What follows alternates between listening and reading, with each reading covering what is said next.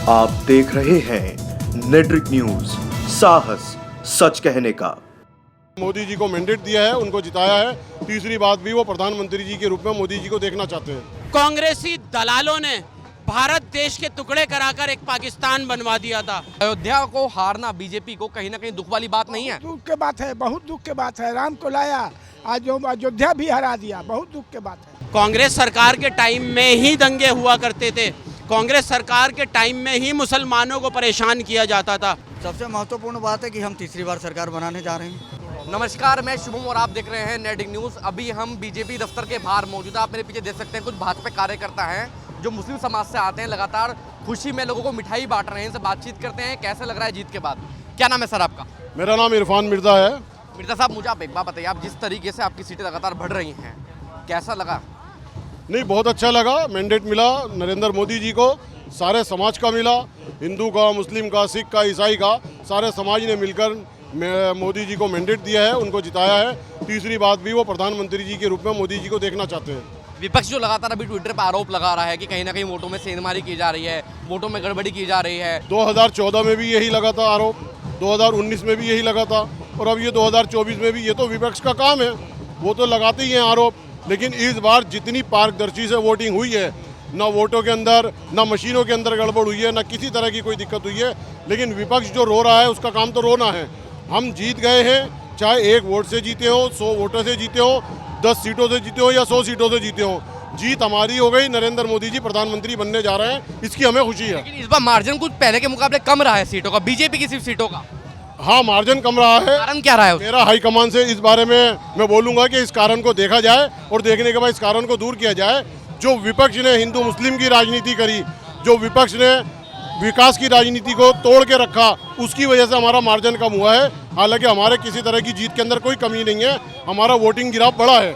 BJP पर आरोप लगता है कि बीजेपी हमेशा धर्म की राजनीति करती है, उसको लेकर क्या सोचते हैं आप? नहीं, ऐसा आरोप कौन लोग लगाते हैं? कहाँ धर्म की राजनीति? आपके सामने में जीता जागता सबूत हूँ, मैं खड़ा हूँ। इसका जवाब मैं दूंगा। धर्म की राजनीति अभी लेता हूँ आपसे। कितने मुसलमानों को टिकट दिया गया? आप पसमानदा मुसलमान है? कौन से मुसलमान है आप? नहीं, जरूरी पसमानदा मुसलमान है, लेकिन ज़रूरी नहीं है कि हम मुसलमान जो है टिकट के लिए लगे रहें। इसके अंदर हर कोई मोदी नहीं बन सकता। कैबिनेट मिनिस्टर भी बनते हैं, एमपीज भी बनते हैं। महाराष्ट्र के अंदर 40 काउंसलरों को टिकट दिया गया था, इस बार यहाँ से 2 एमपी को टिकट दिया गया मुसलमान को। बट ठीक है, जितनी हमारी परसेंटेज है, जितनी हमारी मुल्क के अंदर, हम माइनॉरिटी के लोग हैं, हम मेजोरिटी में नहीं हैं। माइनॉरिटी के लोगों के हिसाब से हमको सही है, हम लोग सही, बिल्कुल सही हैं। हुकूमत से सही तालमेल है हमारा। सबका साथ सिखा विकास का जो नारा है, उसको लेके हम काम कर रहे हैं और सही काम हो रहा है। आगे जो अब आप लोग जीत ही गए हैं, अब विपक्ष लगातार ईवीएम के ऊपर सवाल उठाएगा, उसको लेकर क्या कहना चाहेंगे आप? भाई, विपक्ष का काम हमने दिया हुआ है, उसको करने दो। ये हमारा काम है। जो पक्ष के लोग हैं, मोदी जी के लोग हैं, हम लोगों ने ये काम विपक्ष को दिया हुआ है। अब वो कहीं ना कहीं तो अपना ठीकरा फोड़ेगा, तो वो ईवीएम पे फोड़ रहा है।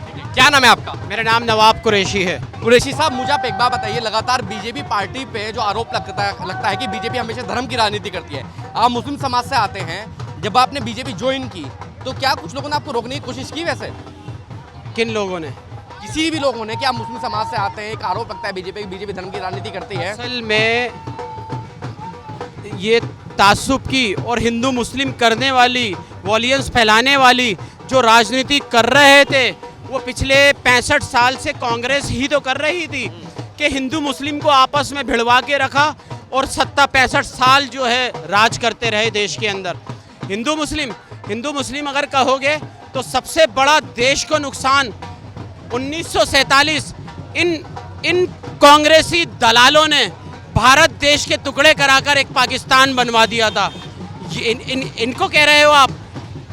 1947 से लेकर 2013 तक देश के अंदर छोटे बड़े मिलाकर 8186 राइट्स हैं। क्या भारतीय जनता पार्टी की सरकार थी क्या? उसमें कांग्रेस सरकार थी।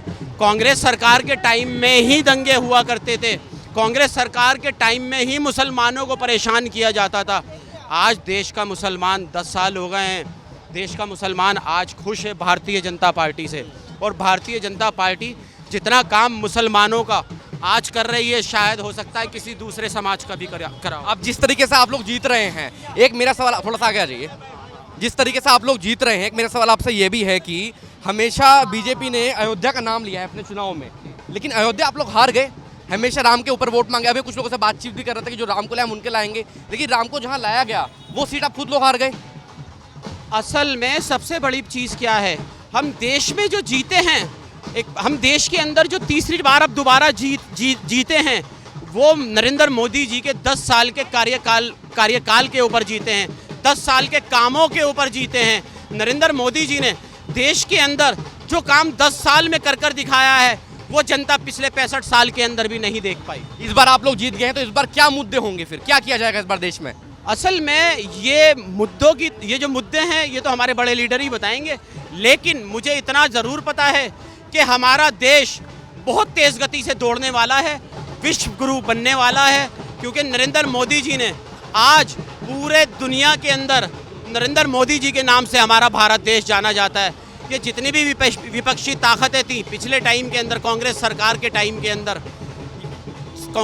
के अंदर हमारे भारत देश को आंख दिखाती थी, हमारे को हड़काती थी, और आज नरेंद्र मोदी जी के टाइम के अंदर जितनी भी विदेशी ताकतें आज मोदी जी को सपोर्ट कर रही हैं, कंधे से कंधा लगाकर चल रही है मोदी जी के साथ।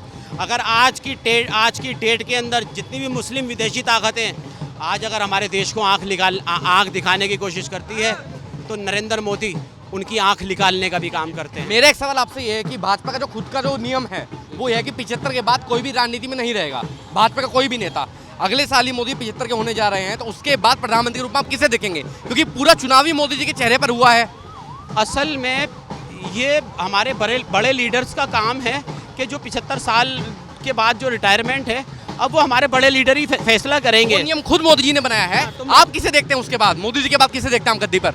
असल में मोदी जी के बाद जिसको पार्टी बिठाएगी हम उसको एक्सेप्ट करेंगे और उसको दिल से प्राइम मिनिस्टर मानेंगे। आपका क्या नाम है? पुष्प कुमार जैन। जैन साहब, मुझे आप एक बात बताइए, जिस तरीके से भाजपा जीत गई है, कैसा लग रहा है, कैसी उम्मीद थी, कुछ कहीं नुकसान हुआ सीटों पर? देखिए, नुकसान और नफ़ा देखना तो हमारे शीर्ष नेतृत्व का काम है। सबसे महत्वपूर्ण बात है कि हम तीसरी बार सरकार बनाने जा रहे हैं, और तीसरी बार सरकार बनाने का मतलब है कि हिंदुस्तान के इतिहास में ये दूसरी बार होने जा रहा है, क्योंकि 1962 के बाद से 2024 तक इस बीच में कोई प्रधानमंत्री ऐसा नहीं हुआ जो तीसरी बार सरकार बना पाया हो। सौभाग्य की बात है, तो बिल्कुल सौभाग्य की बात है। अच्छा, जिस तरीके से चुनाव हुए, मौसम भी बदल गया, चुनावी पूरा माहौल बदल गया, इंडिया गठबंधन को लेकर क्या तर्क देंगे अब आप लोग? इंडिया गठबंधन के लिए तो मैं एक ही बात कहना चाहूँगा कि जनता ने उनको एक तरीके से तो नकारा ही है, नहीं तो आज वो सरकार बना रहे होते। और भ्रष्टाचारियों का दल, सारे के सारे भ्रष्ट हैं, भ्रष्टाचारियों का दल इस देश में अब शासन नहीं कर पाएगा। जैन साहब, मुझे आप एक बात बताइए, जितना भी चुनाव हुआ पूरा अयोध्या के नाम पर वोट मांगे गए, जो राम को लाए हम उनके लाएंगे। अंदर भी लोगों से बातचीत कर रहा मैं कार्यालय में, लगातार राम के ऊपर पूरी वोट मांगी गई, लेकिन अयोध्या आप लोग हार गए, क्या कारण रहा? देखिए, अयोध्या हार गए इसका कारण मैं आपको नहीं बता सकता हूँ, क्योंकि मुझे वहाँ की राजनीति के बारे में कुछ पता नहीं है। दूसरी बात, अयोध्या हारना खुद में एक दुख वाली बात नहीं है? एक आश्चर्यजनक बात ये कि वहाँ नुकसान हुआ, लेकिन उसका रीज़न क्या है ये मैं आपको नहीं बता सकता। रही बात, भारतीय जनता पार्टी में 3 वादे किए थे, तीनों वादे पूरे किए। धारा 370 हटाई, अयोध्या में राम मंदिर बनाया, 3 तलाक का कानून हटाया, और देश को दुनिया के लेवल में सर्वोच्च शिखर पे आज ले जाके रखा हुआ है। अब आगे, जैसे मैं अभी लोगों से सवाल कर रहा था कि 75 साल के बाद मोदी रिटायरमेंट हो जाएंगे, ये खुद भाजपा का नियम है, उसके बाद प्रधानमंत्री के रूप में किसे देखते हैं? पहली चीज़ तो प्रधानमंत्री जी रिटायर होंगे नहीं होंगे ये मेरा विषय नहीं है। दूसरी चीज़, अगर वो रिटायर होते भी हैं तो हमारा शीर्ष नेतृत्व जिसे चुनेगा हम उसको प्रधानमंत्री मानेंगे। क्या नाम है आपका? राजन। राजन जी, कहाँ से आए हैं आप? नागलोई से। आप मुझे एक बात बताइए, जिस तरीके से भाजपा ने जीत दर्ज की है, हाँ। कैसा लग रहा है? इतनी उम्मीद थी? बहुत अच्छा थी, उम्मीद इससे ज़्यादा थी।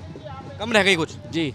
कमी का कारण क्या लग रहा है? कमी, हाँ, पहचान पत्र की कमी थी, लोगों के पहचान पर टाइम पे नहीं बन पाए, ये कमी लोगों की रह गई है। अच्छा, मुझे आप एक बात बताइए, जिस तरीके से सरकार बन रही है, भाजपा का नियम है कि 75 साल के बाद कोई भी नेता राजनीति नहीं करता है। अब मोदी रिटायरमेंट ले लेते हैं, तो उसके बाद प्रधानमंत्री किसे देखना चाहते हैं आप? वो पार्टी का नेतृत्व है, वो पार्टी देखेगी। मोदी जी के अलावा और ऑप्शन नहीं मानते क्या आप लोग? और ऑप्शन है ना, योगी जी है ना, गाय वाले हैं ना। मतलब योगी जी से उम्मीद है कि योगी जी को गद्दी पे बिठा दें? बिल्कुल बिठाना चाहिए जी। आप एक बात बताइए, अभी मैं अंदर कुछ लोगों से बातचीत कर रहा था, लगातार लोग कह रहे हैं कि जो राम के लाए हैं हम उनको लाएंगे, लेकिन अयोध्या बीजेपी हार गई, कारण क्या रहा?